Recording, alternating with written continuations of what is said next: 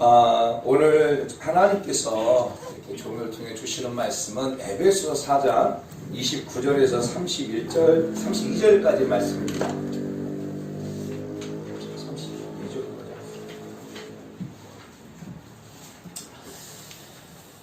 에베소서 4장 29절에서 32절 말씀까지 같이 한번 읽습니다. 시작. 무릇 더러운 말은 내 입 밖에도 내지 말고 오직 덕을 세우는데 소용되는 대로 선한 말을 하여 듣는 자들에게 은혜를 끼치게 하라. 하나님의 성령을 근심하게 하지 말라. 그 안에서 너희가 구원의 날까지 인치심을 받았느니라. 너희는 모든 악독과 노함과 분냄과 떠드는 것과 비방하는 것을 모든 악과 함께 버리고 서로 친절하게 하입하며 불쌍히 여기며 서로 용서하기를 하나님이 그리스도 안에서 너를 용서하신 같이 하라. 아멘. 저는 이 본문의 말씀을 가지고 은혜를 막는 요소, 방해 요소들, 조금 이 은혜를 가로막는 장애물 이렇게 말할 수 있겠죠. 은혜를 가로막는 장애물.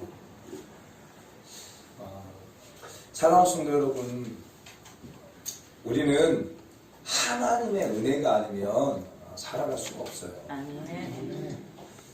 젊었을 때 또 무엇인가 좀 힘이 있을 때 그때 이 진리를 깨달으면 얼마나 좋겠어요.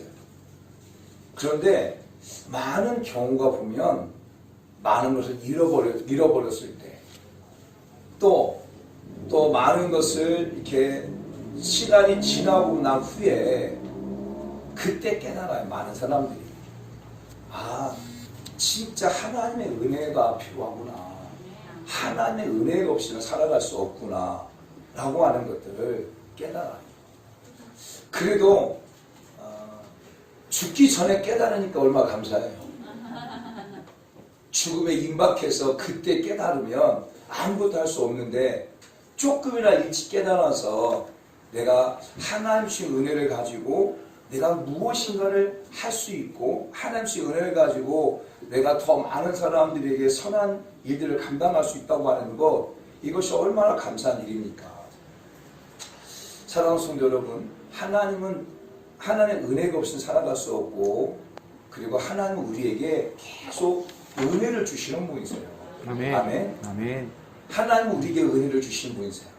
따서 합시다. 하나님 우리에게 은혜를 주신다. 하나님 우리에게 은혜를 주신다. 하나님 우리에게 은혜를 베푸신다. 하나님 우리에게 은혜를 베푸신다. 옆 사람 고백합시다. 하나님은 당신에게 은혜를 베푸십니다.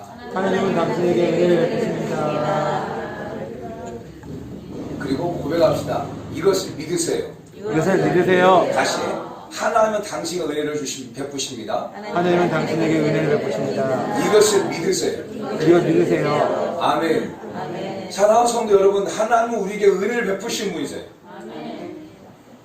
여러분이 어떤 환경 가운데 있든지, 여러분이 형통하든지, 아니면 여러분의 삶이 무너져 있든지, 여러분이 잘 나가든지, 아니면 여러분이 원하는 대로 되지 않든지, 여러분이 건강하든지, 여러분이 아프든지, 여러분들이 많은 학문을, 많은 학식을 가지고 있든지, 그렇지 않든지, 그것과 상관없이 하나님 우리에게 은혜를 베푸시고, 그리고 그 하나님 우리와 함께 하신다고 하는 것을 여러분 믿으시길 바랍니다. 아멘. 성경은 하나님께서 우리에게 은혜를 베푸신다고 계속 말씀하세요.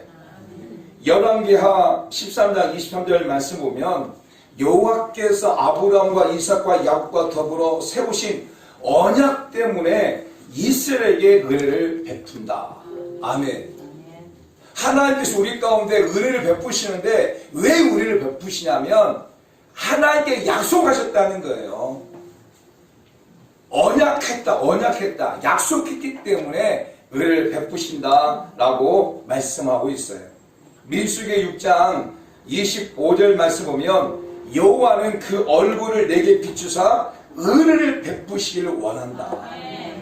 하나님은 오늘 저와 여러분에게 은혜를 베풀어 주시길 원한다는 거예요. 하나님은 저와 여러분을 무너뜨리기 원하는 게 아니에요. 여러분 절망으로 여러분의 삶을 갖다가 태클을 걸고 여러분을 아프게 하고 고통을 주고 이것을 원하신 분이 아니시라. 하나님은 원하는 게 있는데 바로 여러분에게 은혜를 베풀어 주시를 원하신다는 거예요. 아멘. 이사야서 30장 18절 말씀 보면 그러나 여호와께서 기다리시나니 이는 너희에게 은혜를 베풀려 하심이라. 아멘. 여호와께서 기다리신다는 거예요. 왜 기다리시냐? 왜? 우리에게 은혜를 베풀어 주시기 위해서. 그냥 하나님께 그냥 가버릴 수 있고 그냥 회피할 수 있는데 또 가버리지 아니하시고 기다린 이유는 무엇이냐면 여러분의 은혜를 베풀어 주시기 위해서 여호와 하나님이 기다리신다는 거예요.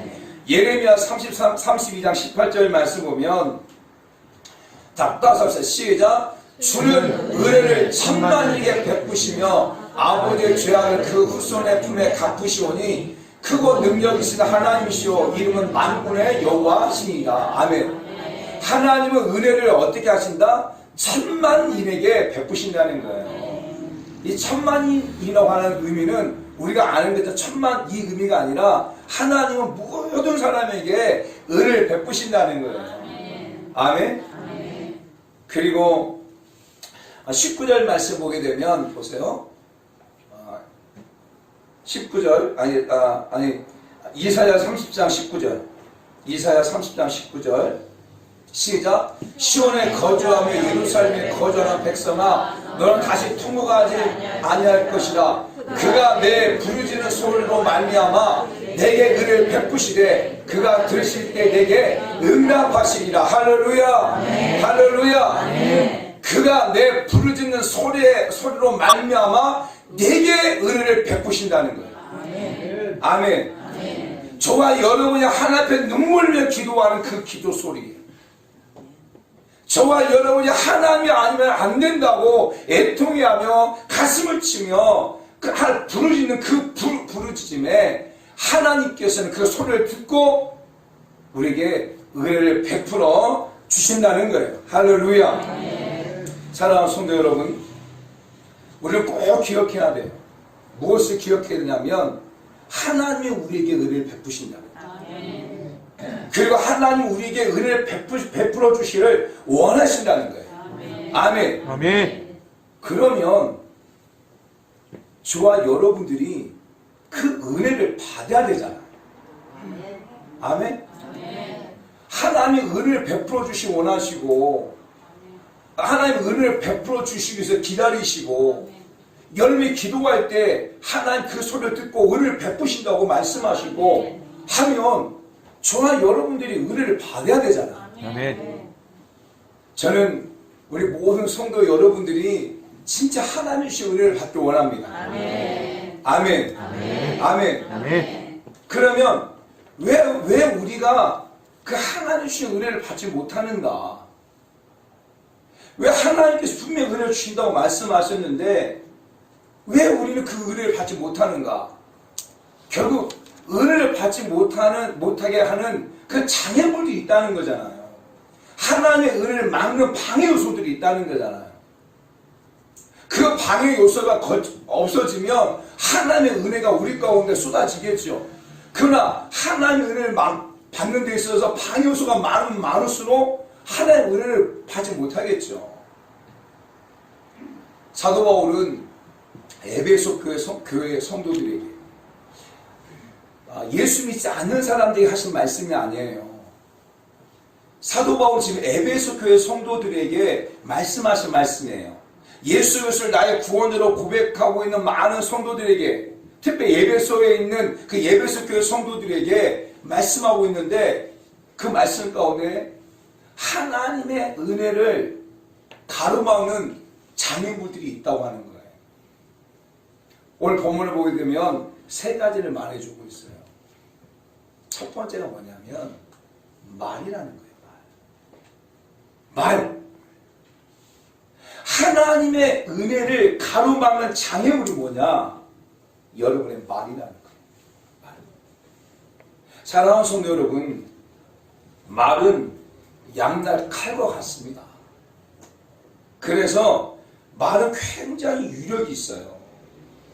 그 말로 인하여서 어떤 사람을 살릴 수도 있고 때로는 그 말로 인하여서 어떤 사람을 죽여버릴 수 있어요. 그 말로 인하여서 지치고 힘들고 병들고 마음이 무너진 사람들을 그 말로 인하여서 그 마음을 세워주고 힘을 주는 그런 사람도 있지만 때로는 그 말의 상처가 깊은 상처보다 칼보다 더 깊은 상처가 뭐냐면 말입니다. 여러분이 무심껏 뱉었던 그 한 말이 어떤 사람에게는 평생 잊혀지지 않는 말의 상처로 남아버리는 거예요. 하나님의 은혜를 가로막는 장애물이 뭐냐? 말입니다. 그래서 오늘 본문에 보게 되어지면 너희 무릇 더러운 말을 내 입 밖에도 내지 말라. 더러운 말을 내 입 밖에도 내지 말라 이렇게 말하고 있어요.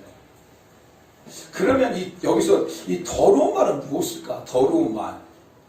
더러운 말이 무엇일까? 궁금하잖아요. 욕하는 말? 그 더러운 말이겠죠. 그런데 이 더러운 말에는 이런 뜻이 있어요. 유익되지 않는 말. 상처를 주는 말. 남을 정죄하는 말. 절망에 빠뜨리는 말. 그리고 고통 가운데 있게 하는 말. 이런 말들이 바로 더러운 말이다. 그런 더러운 말을 내 입 밖에도 내지 말라라고 말하고 있어요. 제가 한 3개월 전인가 잠깐 이 말에 대해서 원래는 그 설교 제목이 말에 대한 설교가 아니었는데 갑자기 이렇게 그 찬양을 하는데 갑자기 그 말에 대한 것이 생각나가지고 갑자기 적어가지고 우리 사랑하는 성도 여러분들 설교 서론에 그 말에 대한 부분을 말씀을 드린 적이 있어요. 제가 6가지를 말했어요. 극단적인 말을 피해라. 극단적인 말. 우리는 어떤 말을 할 때 너무 극단적인 말을 많이 해요. 부부의 삶에서 그럼 우리 이혼해. 이거 극단적인 말이에요. 이제 우리 그냥 이제 우리 헤어져. 이게 극단적인 말이에요. 그 극단적인 말을 하지 말아야 돼요. 그리고 두 번째는 과정을 설명하고 말하라. 그래서 제가 그 말씀을 드렸어요.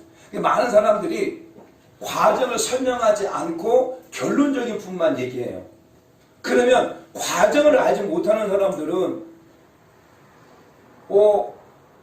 그 결론만 얘기하게 되면 오해를 할 수 있는 부분이 충분히 많아요. 이게 왜냐하면 나는 과정을 다 알아. 그래서 결론만 얘기하는데 그 말을 듣는 사람은 과정을 모르잖아요. 그러니까 오해하기 딱 좋은 거예요. 그래서 과정을 말하라. 과정을 설명하고 말하라. 그리고 제가 말씀드렸죠. 뒤에서 남의 이야기 하지 마라. 그다음에 4번째 험담하지 마라. 그리고 5번째 내 마음을 내가 컨트롤할 수 없을 때 말하지 마라. 그러니까 말이 뭐냐면 말은 내 마음이에요. 마음. 여러분이 여러분 스스로 마음을 제어하고 마음을 컨트롤하지 못할 때 말을 하게 되잖아요. 그 말을 듣는 사람에게는 엄청난 상처가 되어버려요. 왜냐하면 내가 내 말을 컨트롤할 때는 단어를 쓸 때도 좀 약한 단어를 쓰겠죠. 그렇잖아요. 근데 여러분의 마음을 컨트롤하지 못할 때 여러분의 단어는 어떤 단어를 써요? 격한 단어를 쓸 수밖에 없는 거예요. 우리가 다 그래, 다. 그래서 내가 내 마음을 컨트롤하지 못할 때는 말하지 마. 그래서 저도 아내하고 한 번씩 싸우고 하죠. 그런데 어떤 다투잖아요. 그럼 말을 안 합니다. 말을 안 해요. 그리고 그 다음날 시간이 지나서 내가 내 마음을 컨트롤하잖아 할 때 되잖아요. 그때 얘기를 해요. 근데 이틀이 지나도 내가 내 마음을 컨트롤하지 못해. 그 말 안 해요. 저는 안 해요. 그런데 제 아내도 말을 안 해요. 잘. 근데 아내가 먼저 말을 걸어올까요? 아니면 제가 먼저 말을 걸어올까요? 그래, 어떻게 살아요? 제가 먼저 말을 걸어요. 제가 이게 답답해요. 저는 이게 그런 것들을 뭐 견디기 어려워요. 막 답답해. 그래서 제가 먼저 이제 마음이 이제 진되면 그때 얘기하는 거죠. 그게 굉장히 지혜로운 거예요. 그래서 여러의 마음이 컨트롤되지 않을 때 그때는 말하지 마라. 그리고 또 제가 말씀을 드렸죠. 사실이 정확하다 할지라도 유익되게 말하라는 거예요.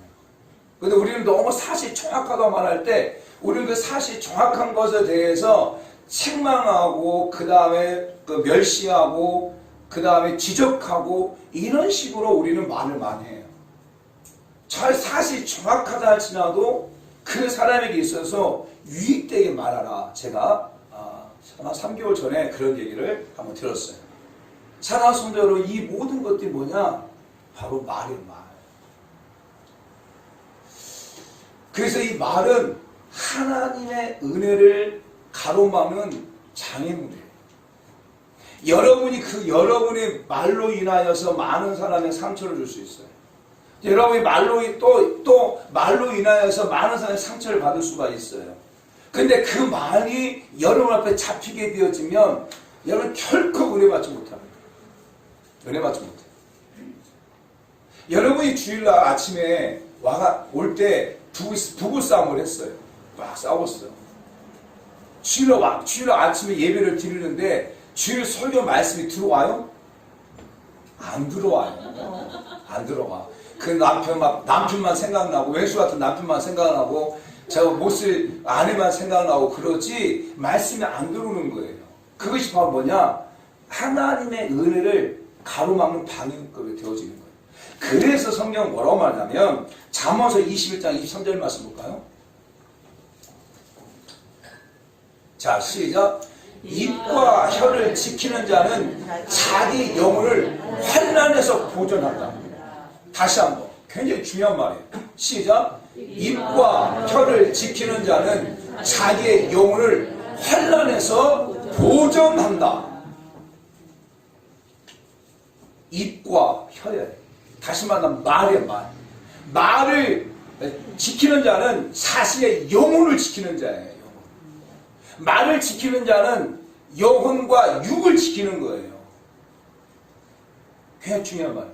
그래서 야고보서 1장 19절 말씀에 야고보서 1장 시작. 내 사랑하는 형제들아 너희가 알지니 사람마다 듣기는 숙해하고 말하기는 더디하며 성내기도 더디하라. 아멘. 듣기는 속히하고 말하기는 더디하라. 성내기도 더디하다. 사람이 성내는 것이 하나님의 의를 이루지 못합니다. 제 말이 아니에요. 분명 하나님께서 예수의 동생 야고보를 통하여서 우리에게 말씀하고 있는 거예요. 뭐다? 듣기는 속히하고 말하기를 더디하라. 성내는 것은 하나님의 의를 이루지 못하는 것이다. 어떤 사람이 이런 말을 해요?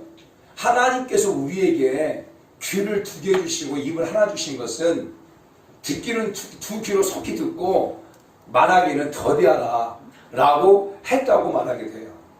듣기는 잘 듣지만 말하는 것은 더디하라. 사랑하는 성도 여러분, 정말 하나님의 주신 그 은혜를 가로막는 데 있어서 가장 강력하게 있는 게 뭐냐? 말이에요. 열왕기상 19장 1절 2절 또 3절 4절 쭉 보게 되면 여러분 열왕기상 18장은 어떤 사건이에요? 열왕기상 18장 엘리야가 갈멜산에서 450명의 바알 선지자들과 400명의 아스라 선지자, 그러니까 결국 850대 1로 갈멜산이 영적 전투를 해요. 그 영적 전투를 통하여서 정말 재단에 하나님께 불을 내리고 하늘의 살아계심을 보여주고 850명의 그 이방 선인을 섬기는 그런 많은 선자들 다 죽여버려요. 그리고 3년 6개월 동안 비가 내리지 않은 그 땅 가운데 한 비가 내리게 되어진 놀라운 역사를 해요. 그 엄청난 역사가 열왕기상 18장에 있어요. 그런데 거두어 주옵소서, 나는 내 조상들보다 낫지 못하이다 하고. 여러분 보세요. 그렇게 하나님의 엄청난 역사와 하나님의 엄청난 살아계심을 보였던 이 엘리야가 그 이세벨의 말 한마디, 그 말을 통하여서 아마 종을 통해 들었을 거예요. 그 한마디에 고백하잖아요. 자기가 죽기를 원하여 이르되 여호와여 넉넉하오니 지금 내 생명을 거두어 주옵소서. 웃기잖아요. 이 말이라고 하는 게 이렇게 강력하다고 하는 것을 우리에게 보여주는 거예요. 제가 나중에 이 부분에 대해서 말씀 한번 나누겠지만 살아온 손 많이 그래요. 그런데 열왕기 하를 보게 되면 또 정말 그 말 한마디로 인하여서 완전히 삶을 바꿔버리는 놀라운 역사가 있어요. 자, 열왕기하 5장 말씀 볼까요? 5장 13절 14절. 사랑하는 성도 여러분, 열왕기하 5장은 어떤 사건이냐면 엘리사 사건이에요. 엘리사. 그리고 누가 나오냐면 나아만 장군이 나와요. 나아만 장군이 문둥병에 걸렸어요.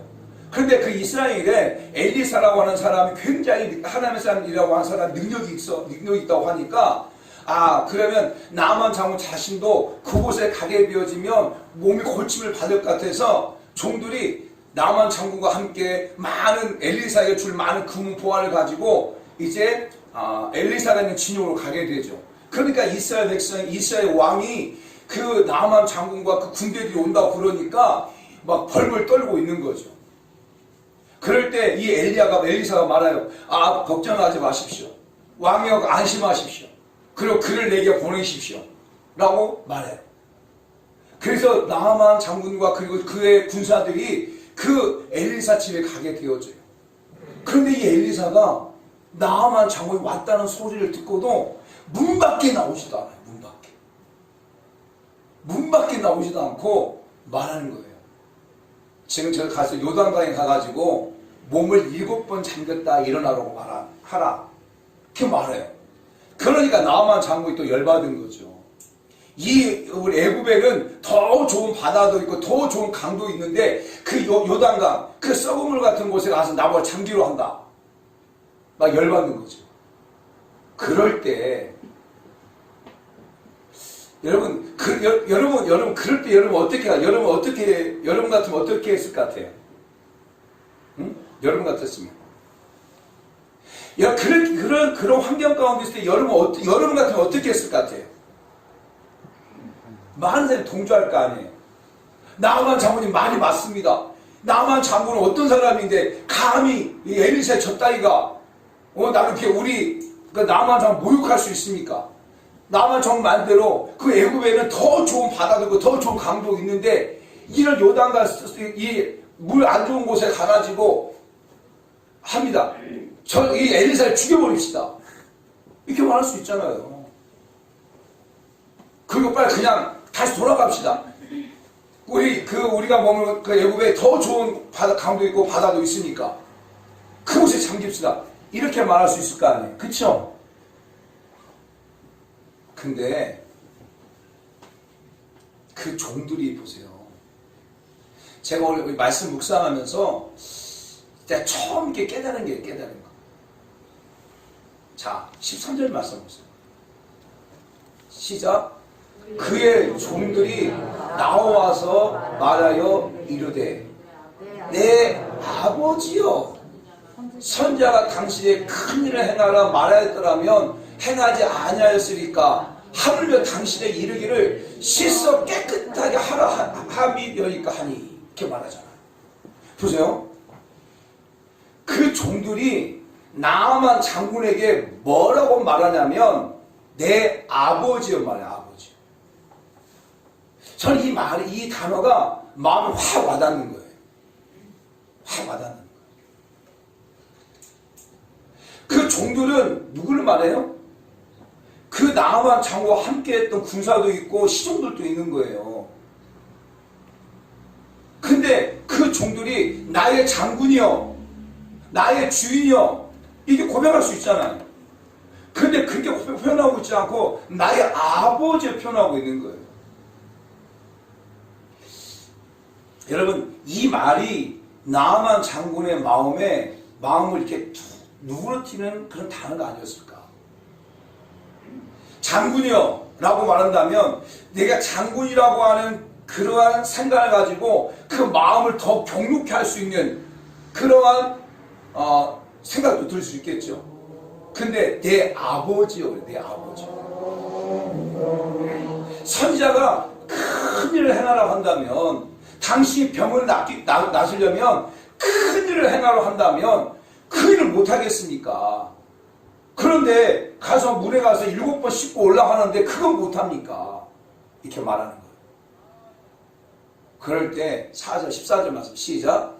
나아만이 이에 내려가서 하나님의 사람의 말대로 요단강에 7번 몸을 잠그고 그의 살이 어린아이같이 살같이 회복되어 깨끗하게 되었더라. 할렐루야. 네. 할렐루야. 네. 보세요. 열왕기상 19장 말씀에 이세벨의 말 한마디를 통하여서 그렇게 하나님의 영광과 살아계심을 경험했던 그 엘리사는 그 말 한마디 때문에 차라리 나를 죽여주십시오, 내 생명을 거두어 주십시오 라고 말하고 있단 말이에요 지금. 근데 열왕기 한 5장에 보게 되어지면 나아만 장군이 마음이 격했어요. 감히 엘리사 따위가 나와보지도 않고, 그리고 저 요단강이라고 하는 그 더러운 물에 가서 씻으라 한다고 열받아 있어서 화나 있었어요. 그럴 때 그 종들이 그 화난 마음을 탁 누그러뜨리죠. 내 아버지. 이게 지혜예요, 지혜. 그리고 큰일 행하러 할 때 안 하겠습니까? 그 7번 씻어야 하는데 같이 씻으십시오 라고 말할 때 그 말을 듣고 나아만 장군이 가서 요단강에서 7번 씻고 올라오니까 그 문둥병이 깨끗하게 치료됐어요. 할렐루야. 네. 할렐루야. 네. 말 한마디가 그렇다니까요. 말 한마디가. 사랑하는 성도 여러분, 우리 저와 여러분의 말 한마디가 어떤 사람에게 큰 힘을 줄 수 있고 말 한마디가 어떤 사람에게 큰 상처를 줄 수가 있는 거예요. 하나님의 은혜를 가로막는 장애물, 여러분 크지 않아요. 크지 않아. 뭐 엄청나지 않다니까요, 여러분. 가장 사소한 거예요, 사소한 거. 하나님의 은혜를 가로막는 장애물은 다른 게 아니에요. 말이에요, 말. 말 한마디에 그 은혜를 가로막을 수 있어요. 그 말 한마디에 받은 은혜 다 쏟아버릴 수 있어요. 이게 굉장히 중요한 거예요. 그래서 사도 바울은 에베소 교회 성도들에게 말 조심해라. 더러운 말을 그쳐라. 그리고 덕을 끼치는 말을 하라. 여기 덕이라고 하는 단어가 어떤 뜻이냐면 기둥처럼, 집을 세우는 기둥처럼 사람을 세워주는 말을 하라는 거예요. 그 사람의 자존감과 인격을 세워주는 그런 말. 자존감과 인격을 세워주는 말. 이게 바로 덕의 말을 하라는 거죠. 저는 우리 사랑하는 성도 여러분들이 참 그런 자가 다 되게 축복합니다. 사랑하는 성도 여러분, 주변을 살펴보면 나의 말로 인하여 지울 수 없는 상처를 입고 고통하는 사람들이 얼마나 많은가 생각해봐요. 여러분의 말로 인하여서 고통을 받고 있는 많은 사람이 있다고 하는 것을 여러분 생각해봐야 돼요. 그게 여러분의 가정일 수 있어요. 여러분의 남편일 수 있고, 여러분의 자녀일 수 있고, 어쩌면 멀리 있는 사람보다요 말로 가장 상처를 많이 받는 사람이 누구냐? 가족이에요. 가장 가까이 있는 사람들. 멀리 있는 사람 상처 잘 안 되는 거예요. 가장 가까이서 가장 자주 만나는 사람들, 가장 가족들, 가장 자주 만나는 사람들이 상처받는 거예요.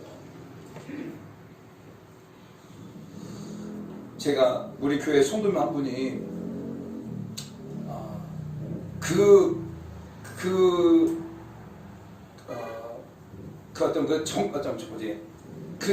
정치기였죠. 우리 박영희 성도님이 우리 성동구 구호이시잖아요. 성도 구호이신데 한 번은 우리 구역상대장 강성동 원사님께 전화 왔어요. 지금 이렇게 제2병원에 이렇게 입원해 있다는 거예요. 그래서 가서 이제 신방을 갔죠. 그런데 이렇게 함께하는 그 구의원들 가운데 어떤 사람이 말을 심하게 했던 것 같아요. 말을 굉장히 자신이 하지 않았음에도 불구하고 막 오해를 받게 하고 그 말로 엄청나게 말을 갖다가 독설을 퍼부어버린 거예요.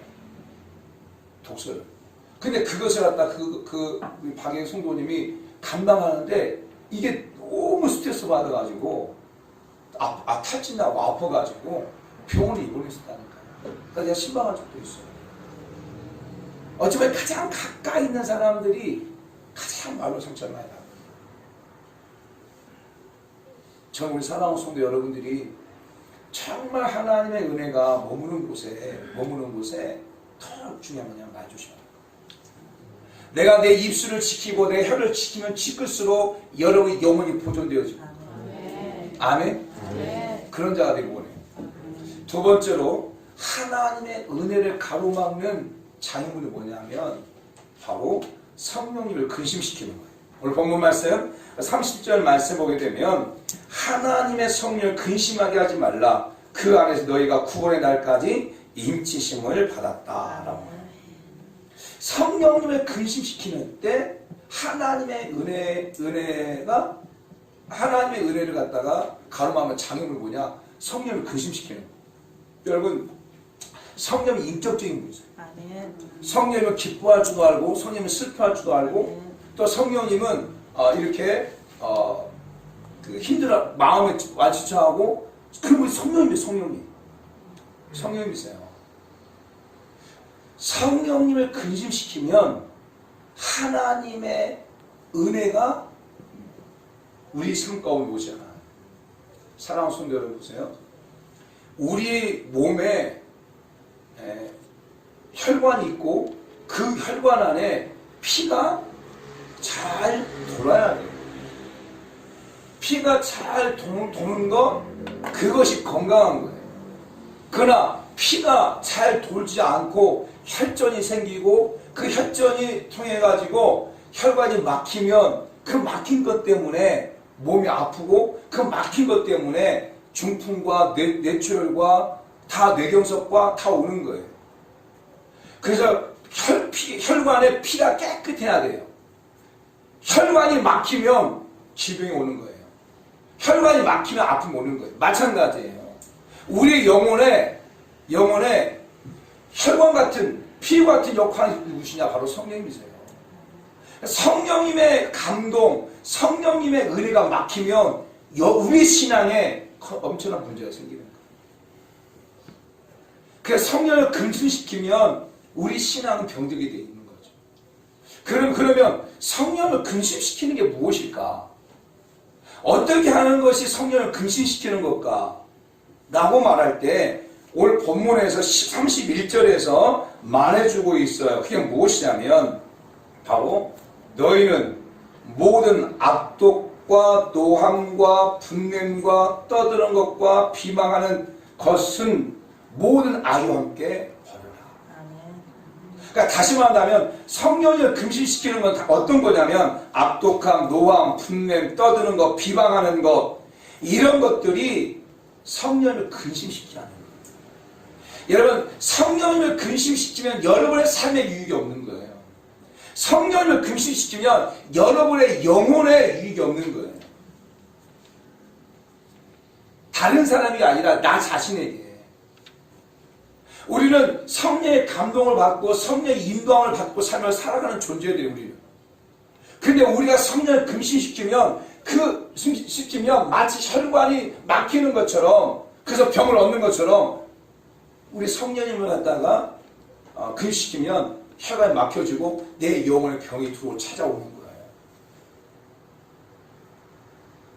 영혼의 병이 찾아오게 되어지면 영혼의 병만이 아니라 여러분의 삶의 병이 찾아오게 되어 있는 거예요. 여러분의 삶의 문제들이 찾아오게 되어 있는 거예요.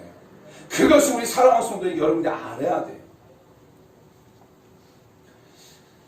저는 우리 사랑하는 성도 여러분들이 정말 성령님을 근심시키지 않는 자들이 원해요. 성령을 인격적으로 모시고 그 성령과 동행하고 성령님의 인도를 받는 자가 될 예수 축복합니다. 초대교회 많은 사도들은 성령의 인도를 다 받았어요. 그리고 하나님께서 우리에게 성령님의 인도함을 받아라, 성령님을 가르치고 지키는 자다, 성령님은 너희를 진리로 인도하는 자다, 장래의 일을 알게 하시는 자다. 아멘. 아멘. 성령님의 인도를 받으면 받을수록 하나님의 은혜가 여러분의 삶 가운데 임하게 되고, 아멘. 또 여러분의 가정 가운데, 여러분의 삶의 터전에 하나님의 은혜가 이렇게 쏟아지게 되어져요. 이게 중요한 거예요. 그리고 세 번째 말합니다. 무엇을 말하냐면 하나님의 은혜를 가로막는 장애물이 무엇이냐? 그게 바로 용서하지 않는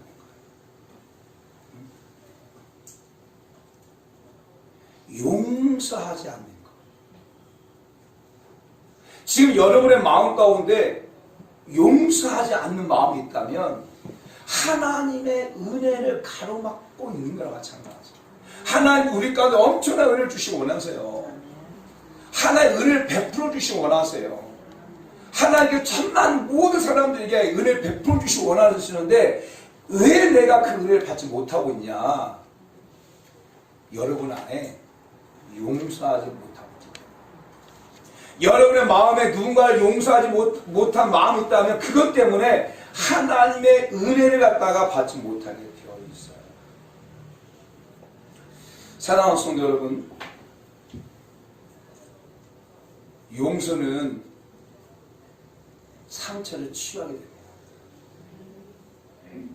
따라서 합시다. 용서는 내 마음에 상처를 치유합니다. 상처를 치유한다. 다르게 여러분 마음의 상처를 갖다가 치유하는 방법은 뭐가 있겠어요? 생각해 보세요. 여러분 마음의 상처를 치유한다 해가지고 등산 다닌다고 해가지고 상처 치유됩니까? 안 돼요. 여러분 마음의 상처를 치유한다 해가지고 어디 다른 데 간다고 해가지고 클럽 간다고 해가지고 치유됩니까? 안 된다니까요. 여러분 마음의 상처를 치유하는 약은 무엇이냐면 바로 용서하는 거예요. 용서. 내가 용서하면 내 마음의 상처가 치유되어지는 거예요. 사랑하는 성도 여러분, 마음의 분노를 계속 품고 용서하지 않을 때 정신세계가 황폐해져서 신경질적이며 중후하기를 잘하고 인격이 무너지는 거예요. 마음의 분노를 계속 품고 용서하지 않을 때 정신세계가 황폐해진다는 거예요. 그리고 신경질적이고 중후하기를 잘하고 내 인격이 무너져 버린다는 거예요. 용서하지 않으면 불면증과 우울증과 피해 망상증 같은 질병이 많아지고 다른 사람과의 관계성이 파괴되어 버립니다.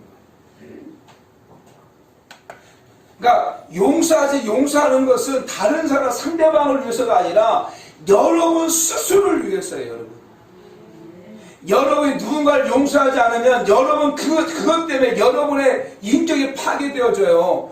여러분이 그것 때문에 피해망상 걸려요. 그것 때문에 여러분 분열증과 우울증을 걸리게 되어져요. 사랑하는 성도들은 많은 사람들이 우울증과 분열증과 피해망상과 공황장애와 거기 안에는 뭐가 있냐면 용서하지 않는 게 있어요. 용서하지 않는. 내가 용서하지 않기 때문에 내가 그 사람을 향해서 내가 누군가를 향해서 용서하지 않으면 그것 때문에 내가 피해망상 걸리고 우울증 걸리는 거예요.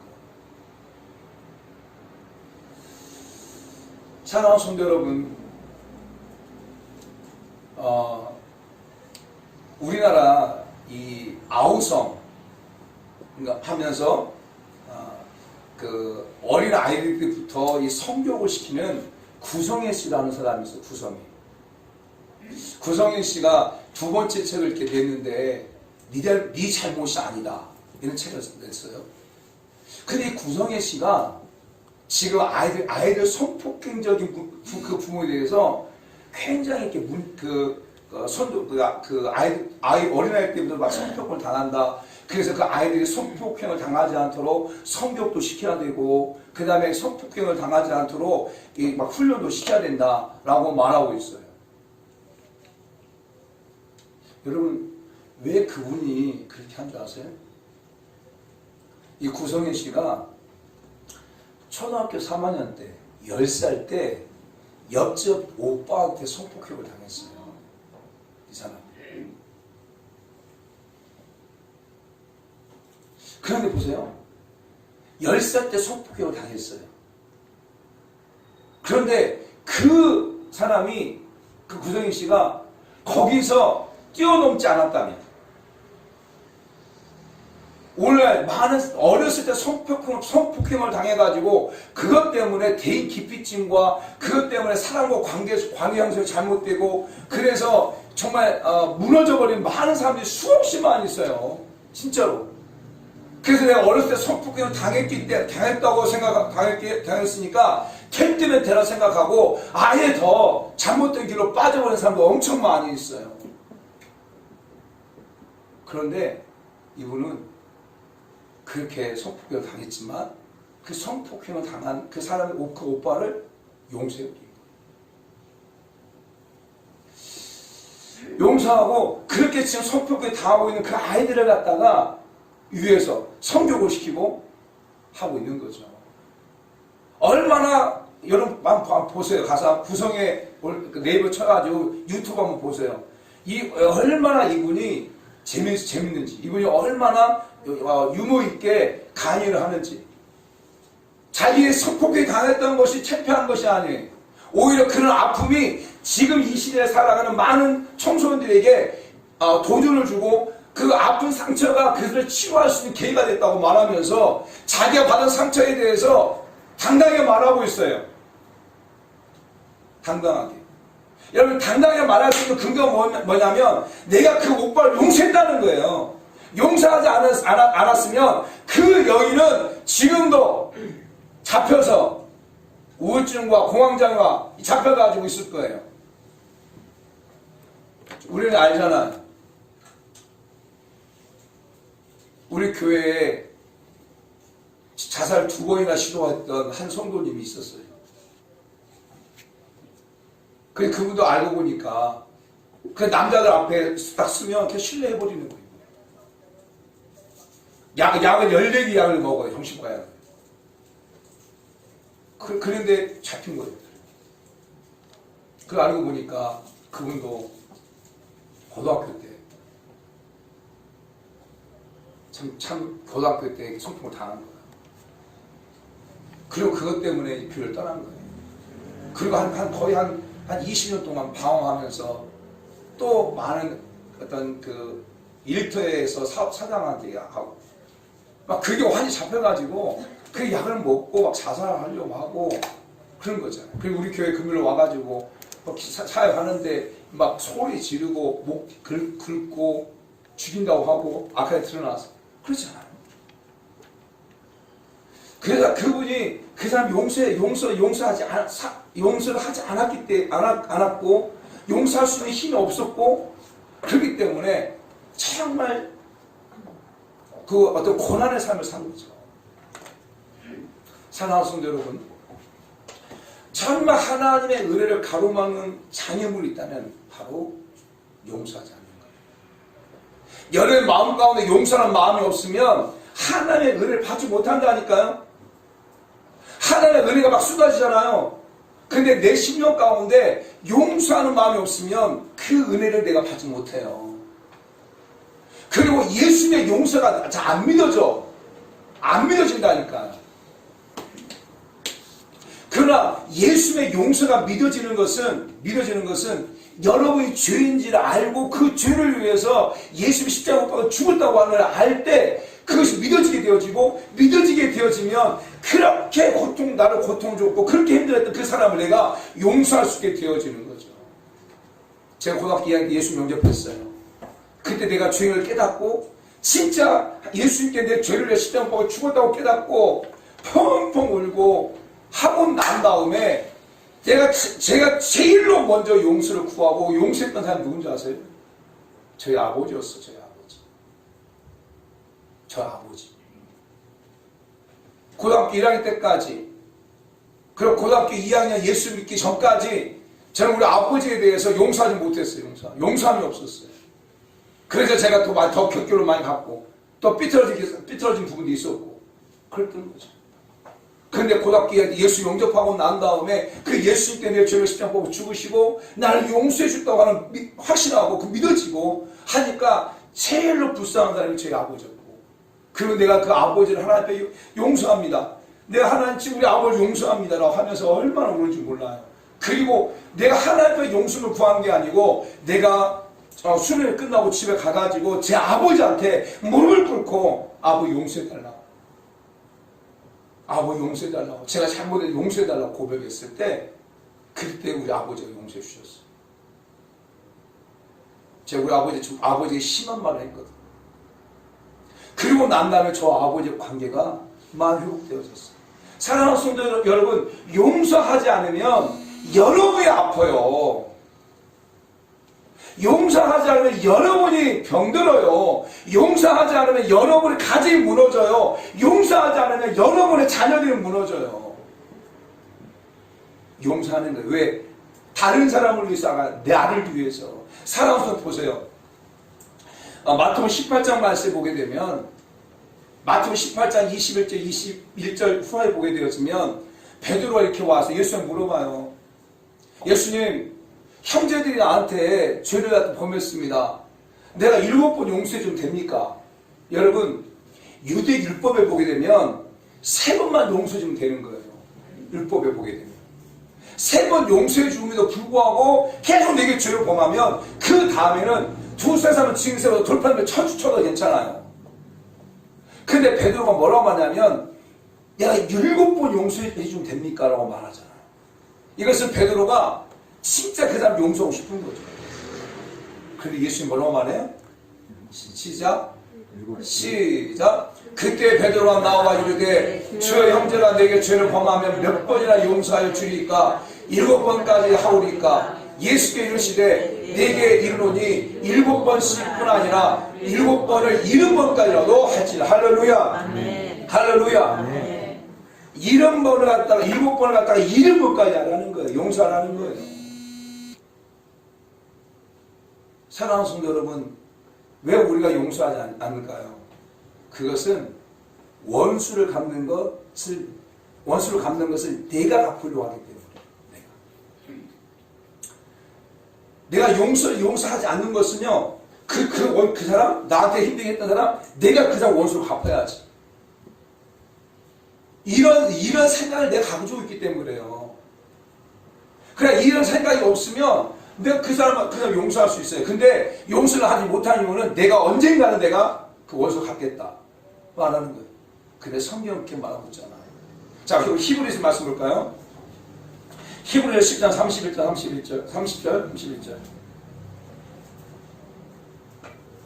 다시 있습니다. 시작. 원수 갚는 것이 내게 있으니 내가 갚으라 하시고 또 다시 주께서 그의 백성을 심판하리라 말씀하신 것을 우리가 아노니. 할렐루야. 아멘. 원수 갚는 게 누구에게 있다고요? 여러분께 있다고요? 아니에요. 하나님께 있다는 거예요.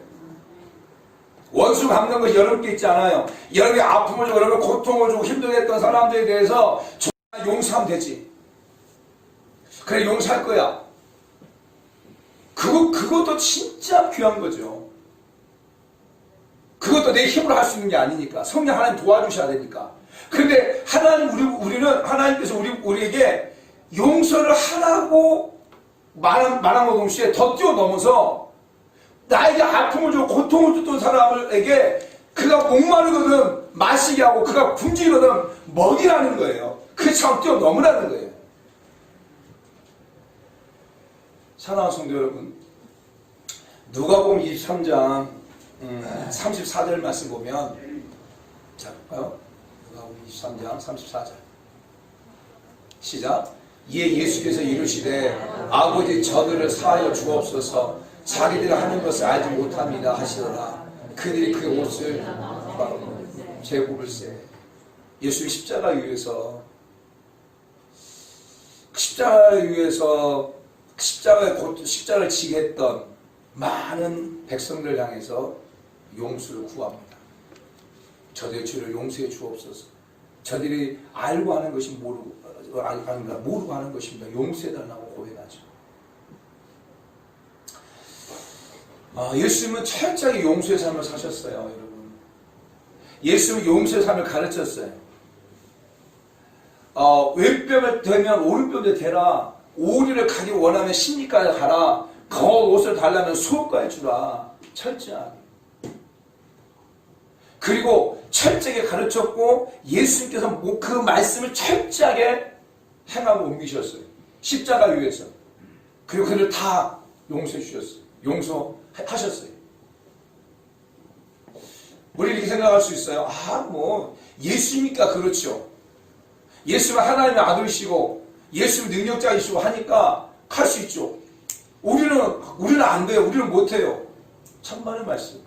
여러분이 그렇게 이렇게 합리화시키고 변명할 할 수 있기 때문에 하나님께서는 말씀을 통해서 아니다. 너희와 똑같은 그러한 자도 용서했다라고 보여주는 사건이 있어요. 그 사건이 뭐냐면 사도행 7장 말씀이에요. 자, 사도행 7장 볼까요? 사도행 7장 60절 같이 시작. 문을 끄고 크게 불러 이르되 주여 이 죄를 크게 돌리지 마옵소서 이 말하고 자니라. 누구예요? 스데반 집사. 스데반 집사는 예수 그리스도를 나의 구원자로 영접하고 성령을 받고 난 다음에 많은 사람들이 가가지고 복음을 전해요. 지금 당신들이 십자가에 못 박은 죽은 자가 그동안 우리가 그렇게 기다렸던 메시아다. 그리고 그거를 갖다가 내 십자가로 죽었다. 이제 그것을 회개하고 다시 돌이켜서 하나님을 섬기고 예수를 믿어야 된다 라고 말할 때 유대인들이 어떻게 합니까? 돌을 들어서 던져서 죽여버립니다. 돌을 던져요. 58절 볼까요? 59절 시작. 그들이 돌로 스데반을 치니 스데반이 부르짖어 이르되 주여 예수여 내 영혼을 받으소서 하고 그리고 난 다음에 한 게 무엇입니까? 그렇게 돌팔매질하고 그렇게 자기를 죽이려고 하는 그 사람들 향해서 저들의 죄를 용서해달라고 고백해요. 저는 우리 사랑하는 성도 여러분들이 정말 용서하는 자들이 다 되길 축복합니다. 여러분이 용서하지 않으면 여러분의 영혼이 막힌다니까요. 여러분이 용서하지 않으면 여러분의 영혼이 병들어요. 여러분이 용서하지 않으면 여러분의 기도줄이 끊겨요. 여러분이 용서하지 않으면 하나님의 은혜가 막혀버려요. 그 막힘이 어떻게 나타나는지 아세요? 어떤 사람의 육체의 질병으로 나타나요. 그 막힘이, 하나님의 은혜의 막힘이 어떻게 나타나냐면 자녀의 삶에 나타날 수도 있어요. 여러 가지 모습 나타날 수 있어요. 여러분 용서하세요. 제가 알고 있는 목사님이 그 교회 권사님 한 분 계세요. 그 권사님 한 분 계시는데 그분은 보니까 초등학교 6학년 때 아이 자녀들 둘이 있는데 6학년 때 남편과 이혼했어요. 왜냐하면 이 남편이 폭력만 해가고 쓰고 그다음에 이렇게 술도 좀 많이 드시고 막 그리고 그 집에 오면 애들도 때리고 도저히 못 살고 해가지고 이혼했어요. 그래서 이 권사님이 그 애들 5살 초등학교 6학년 4학년 얘 데리고 열심히 사는 거예요. 열심히. 근데 열심히 살면 또 한 번씩 와가지고 해코지를 하고 막 그러는 거예요. 그러니까 마음에 막 용서할 마음이 없는 거예요. 그래서 교회를 다녔어요. 교회를 다니고 그러니까 하나님 붙잡고 막 신앙생활하고 그럼에도 불구하고 그 집사가 되고 또 권사가 되고 그럼에도 불구하고 또 때로 어려움이 그 남편이 와가지고 막 또 해보자니 해코지를 해요. 그럼 막 힘들고 용서가 안 되는 거예요. 용서가. 그런데 이분이 계속 머리가 아픈 거예요. 계속 머리가 아픈 거야, 이분이. 그래서, 이제 그 상황을 목사님 알고, 목사님이 다 생각할 때, 특별히 병원 가면 특별히 어떤 증상은 나타나지 않고, 증상 없고. 그런데 꼭 머리가 아프다고 그러고 막 그런 거예요. 그래서 목사님이 기도하는데 갑자기 그 남편에 대한 품을 생각나게 하시는 거예요. 그래서 권사님 불렀어요. 권사님, 야 오늘 막 기도하는데 권사님을 기도하는데 하나님께서 그런 마음을 주시더라. 지금 권사님이 오랫동안 이렇게 막 머리가 아프고 했다고 하는데 그것이 남편을 용서하지 않은 것이다. 그것 때문에 그 머리가 아픈 것이다 라는 그런 마음을 주신다. 이 시간 용서하자. 그거 떨치자. 용서하자. 라고 하면서 계속 기도해주고 했다고 해요. 그리고 이 권사님이 그 목사님 말씀에 순종하고 교회 이제 내려와서 하나님 앞에 그냥 처음에 시켰어요. 용서해달라고 하는 게 진짜 어렵잖아요. 말도 안 나오고 그냥 가만히 앉아있었던 거 가만히. 그러면서 목사님 시켰으니까 용서하라고 시켰으니까 자기는 의지로는 안 되니까 그냥 했어요. 용서합니다. 남편을 용서합니다. 또 계속 남편을 그냥 용서합니다. 이게 계속 남편을 용서합니다.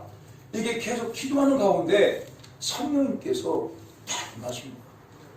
그래가지고 펑 울면서 진짜 처음에는 그냥 목사님이 시키니까 입술로만 마음은 전혀 그런 마음이 없어요. 마음은 전혀 그런 마음, 남편 죽었으면 좋겠고 남편 그냥 어떤 큰일 죽겠고 이런 마음인데 마음은 그런데 그냥 목사님이 시켰으니까 입술로는 남편을 용서합니다. 남편을 용서합니다. 이렇게 고백하는데 성령이 가히 역사하신 거예요. 그래가지고 막 울면서 통회하고 그러면서 진짜 남편을 용서한 거예요. 이렇게. 그게 놀라운 뭐냐면 정말 그동안 한 30여 년 동안 계속 머리가 아파도 이 머리가 깨끗해지고 할렐루야. 사랑하는 성도 여러분, 하나님의 은혜를 가로막는 것 다른 것이 아니에요. 우리가 하나님의 은혜를 가로막는 것이 굉장히 큰 거라고 생각하죠. 아니에요. 어찌 보면 가장 단순한 것들이에요.